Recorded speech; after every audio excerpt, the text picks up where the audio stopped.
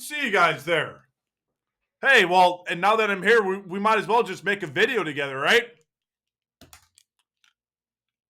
Let's do this.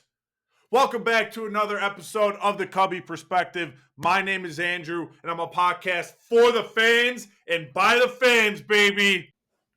You guys let me know, how is everyone doing? How is everyone doing? I want to see more audience reaction. I want to get your guys' opinion, some more engagement out of you guys. So let me know how you guys are doing below. How do you guys feel about the way the Cubs are playing? How do you feel about the season? Just how do you feel about life in general at the moment?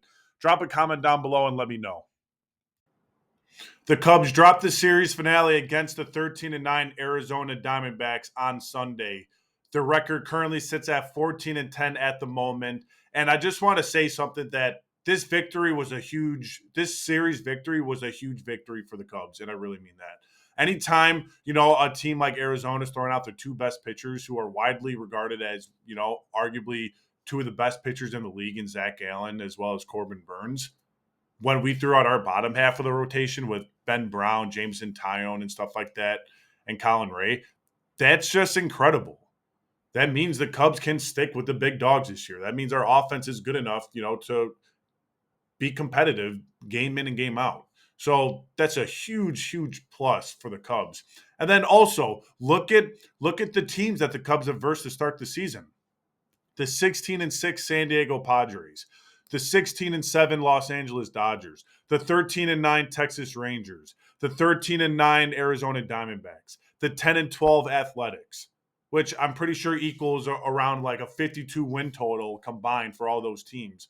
This early on in the season, that's pretty remarkable. So the fact that the Cubs have a positive record and are playing slightly above 500 baseball at this point against these teams who are very good really says a lot.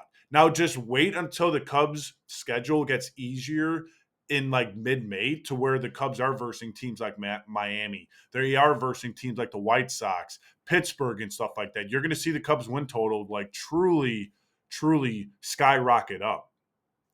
So now I'm fired up.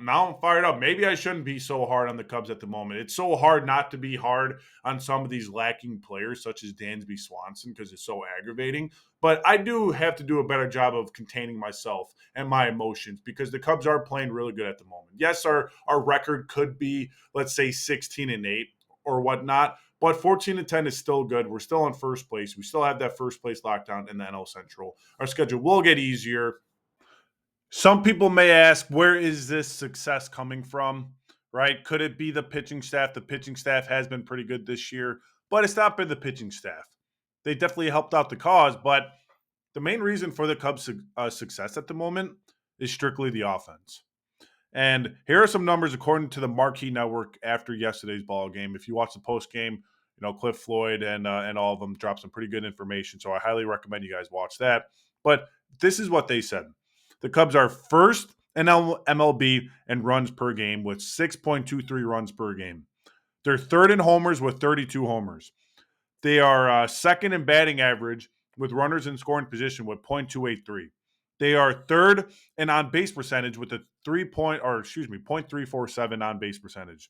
And they're third in MLB in OPS with a .804 OPS. That's pretty remarkable.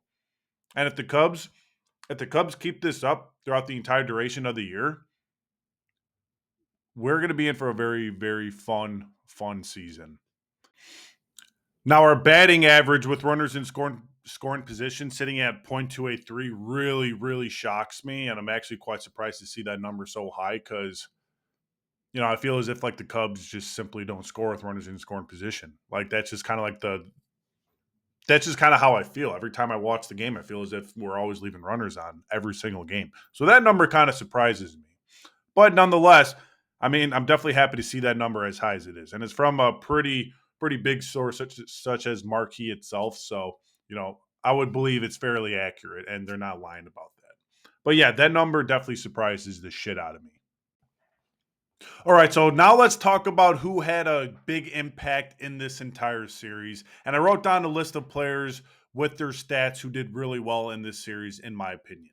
So first and foremost, let's start off with the offense. Let's start off with Kyle Tucker. of course, we start off with Kyle Tucker because Kyle Tucker's him. Kyle Tucker went 4 for 13, 3 runs, 1 homer, 4 RBIs, and a walk. That's just what you're going to see out of Tucker, series in, series out. He's going to produce for you. Kyle Tucker is a very consistent player to where you're not going to see him stay on that cold stretch for a long time. If he is cold, it's not going to last a long time. That's why he's so valuable to any team that he's on. So Kyle Tucker, great series. Michael Bush has been killing the ball. 6 for 12 in this series. 1 run, 1 homer, 4 RBIs, a stolen base, and a walk. Michael Bush is really turning out to be quite the hitter for the Cubs in this season, and we're starting to see Michael Bush grow into his shoes.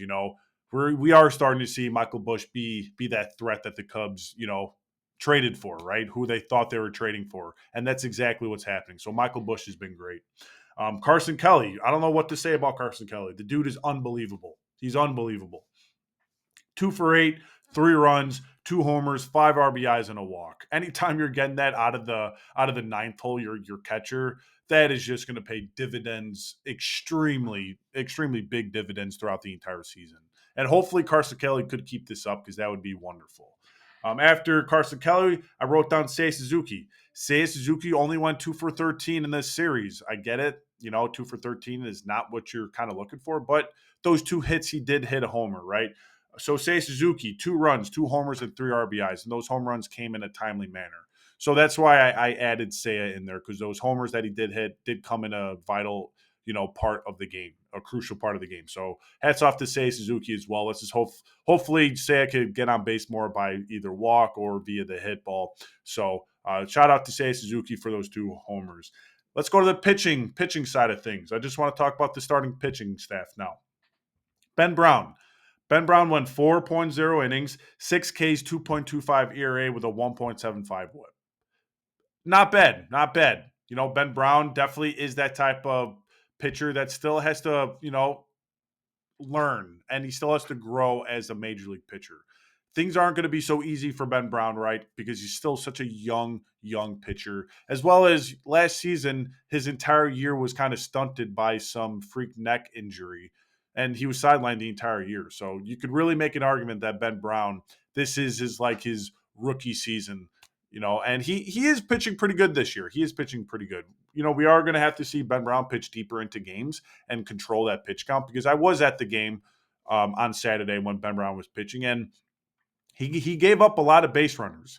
He gave up a lot of hits and a lot of base runners. But where I do tip my cap to Ben Brown, he kept battling and he got himself out of those situations. There's numerous innings where there's runners on first and second, no outs, right? And Ben Brown got out of those innings, which ultimately kept us in that ball game.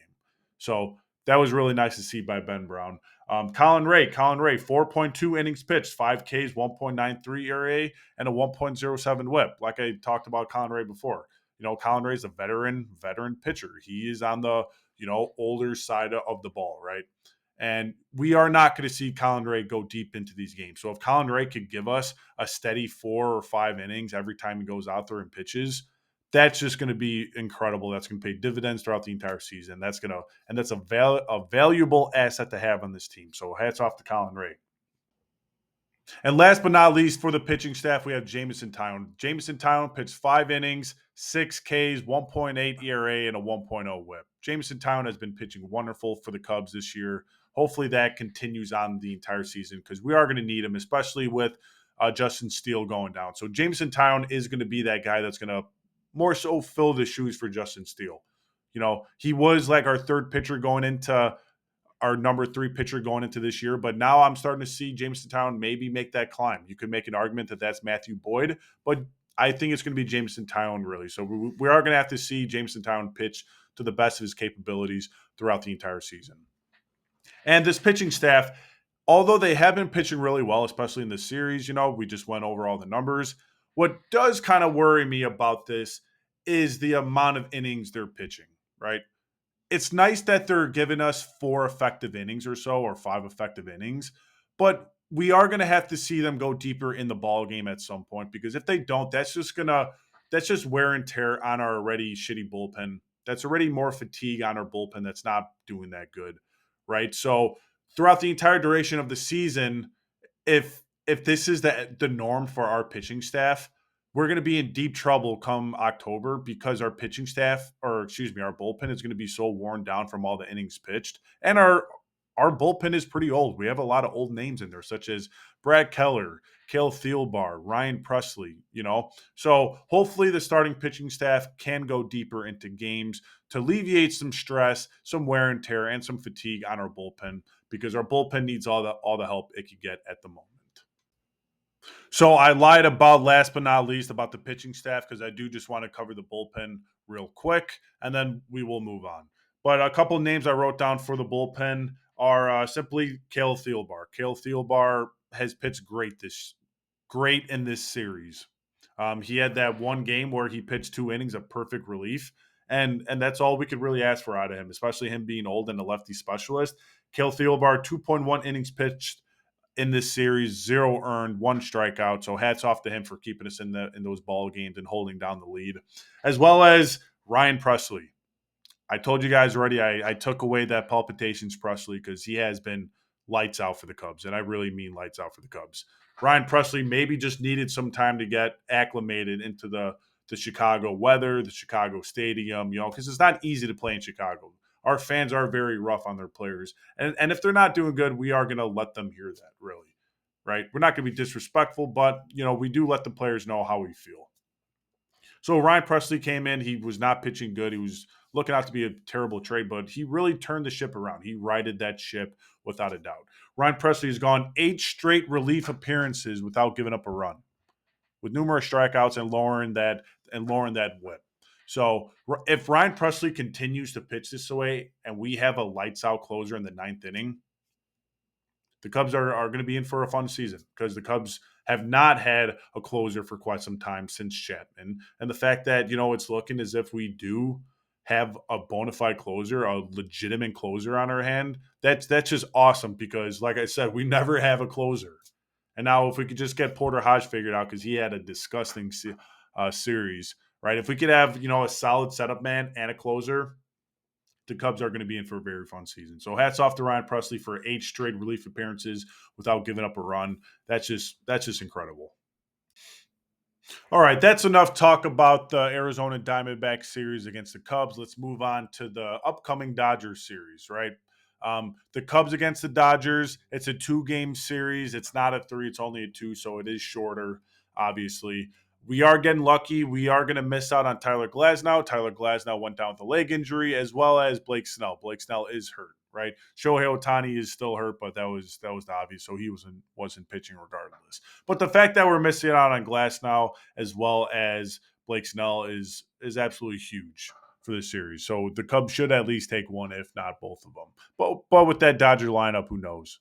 You know, um, Dustin May against Shota Imanaga in the first game. Dustin May is a young kid. He's a flamethrower. Throws a really nice fastball, has some decent off speed. Can really command and locate his pitches well, right? But the only issue with Dustin May is that he's been hurt so many times to start his early career that it's really stunted his growth. So he's still in that process of growing into his own shoes and stuff like that. So, you don't know what you're going to get out of Dustin May. But when he is healthy, the kid typically pitches pretty well. So that's what I kind of expect out of him. Dustin May this year has pitched 17 innings pitched, 1-1 record, 14 Ks, 1.06 ERA with a .76 WHIP and 2 quality starts. He's starting off the season great, absolutely phenomenal, and that's just the truth. He's starting off the season phenomenal. A 1.06 WHIP with a 1.06 ERA, with a .76 WHIP and 3 starts this year. That's pretty remarkable. So the Cubs are going to have to, buckle down, strap in, and rev up that damn engine if we want to go up against Dustin May and the Dodgers. Shota Imanaga, on the other hand, has pitched very well for the Cubs, like how he always does. 28 and a third innings pitched, 2-1 record, 21 Ks, 2.22 ERA with a .99 WHIP and 2 quality starts. Shota Imanaga is what I like to call a professional. He's a professional. That's what he is. The dude is just unreal. A larger than life personality, extremely talented on the pitching staff, right? He is our ace. Has some wipeout stuff, has excellent command on all of his pitches, goes deep into the games, always wants to stay out there and compete. stay out there as long as humanly possible. Shota has just been an absolute blessing to this Cubs team. And if the Cubs didn't have Shota Imanaga, we'd be in some deep shit. And I really mean that.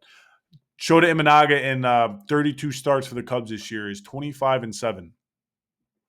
That's pretty remarkable. So that means the Cubs are winning, obviously, majority of all of Shota's games. And I expect that to keep happening. And I expect Shota Imanaga to go into LA or Wrigley, I forgot where it's at, and simply carve them up. I can carve them up. Shota is better than everyone in that damn lineup. Otani's got nothing on Shota. Freeman, nothing. Betts, nothing. It's all Shota from here on out. So get ready, boys, because you're going to need it. Game 2, Matthew Boyd. 22.1 innings pitched, 1-2 record, 20 Ks, 2.01 ERA with a 1.25 whip and 2 quality starts. Matthew Boyd has pitched excellent to start this season. Everyone knows what type of pitcher Matthew Boyd can be. If Matthew Boyd can just stay healthy for an entire season and make those 20-plus starts in a season, you're going to see Matthew Boyd have, top of the line numbers. And I really mean that. He's a very, very talented pitcher. He is 34 years old, so he is getting older, but that doesn't mean he can't pitch anymore. Like I said, Matthew Boyd needs to stay healthy this season, especially with Justin Steele going down with Tommy John. The Cubs cannot afford another injury in that rotation.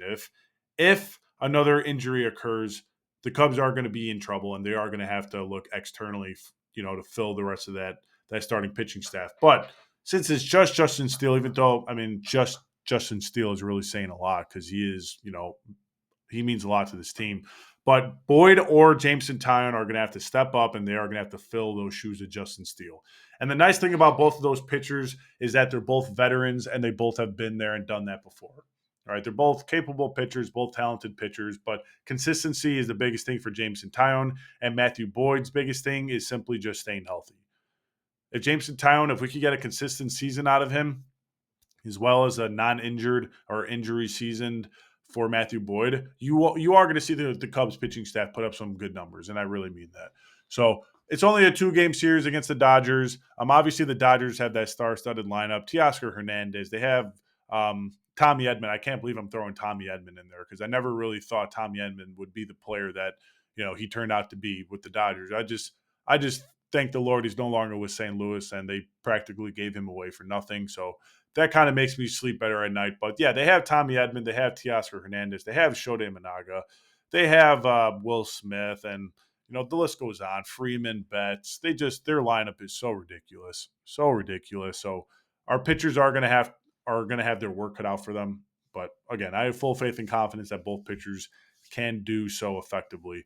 So yeah, that concludes the recap for the Dodgers series. Let me guys know if you have any questions or concerns going into this series. I'd be more than happy to answer them. If you guys think of anything, just drop it down in the comments below.